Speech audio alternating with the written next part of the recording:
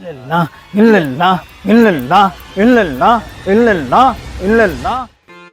নাতি দাদা আমগো এলাকায় একটা সাধু আইছে, তাই নাকি? সেই রকম ভবিষ্যৎবাণী কয়ে আর অন্তর্জামী। অন্তর্জামী হ্যাঁ গিয়েছিলে নাকি দাদা? হ্যাঁ, আমি গেছিলাম তো, আমার ভবিষ্যৎবাণী সব কইয়া দিছে।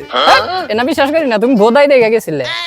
কি কও দাদা, তুমি নও যাইতেই কইনি তো, সব কইয়া দিব। আজকে নাও দেখনি, ওর নিজের ভবিষ্যৎবাণী ও কহারবো না, প্রমাণ করে দেই। তাই নাকি? হ্যাঁ নাও নও সে দেখি। আও নাও। আও। বাবা আমরা যে প্রতি এলাকায় এলাকায় এরকম করে যে আমরা সাধুগিরি করে যে টেহা ভাই মাসে টেহা পয়সা খাইতাছি, আমাকে উপরে যে আল্লাহর গজব কবে নামাইয়া দেয়। ওই তুই না কি কর? তুই আমার উপর কোনো বিশ্বাস নাই? হ্যাঁ, চুপ করে থাক, এত কথা কস কে? বিশ্বাসের কাম দেশ নি করবো এখন। আচ্ছা ঠিক আছে বাবা। জিজ্ঞেস কর।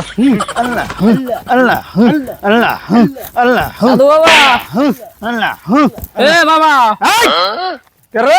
বাবা কি হয়েছে? আইলাম আপনার কাছে একটু মানে ভাগ্য পরীক্ষা করার জন্য। ও ভাগ্য পরীক্ষা করবি?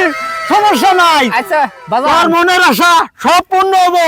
বাবা আমি বিশ্বাস করছি। এখন কথার মধ্যে কথা হইলো বাজান, আপনার ভবিষ্যৎবাণীটা একটু কয়ে দেন, এই 2 মিনিটের মধ্যে আপনার কপালে কি আছে?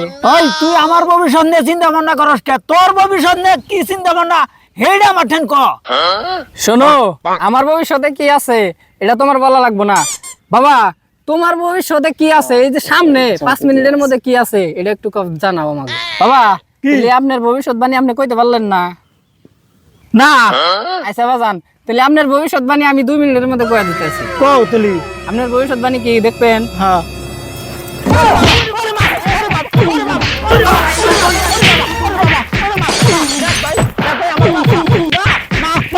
ভাই ভাই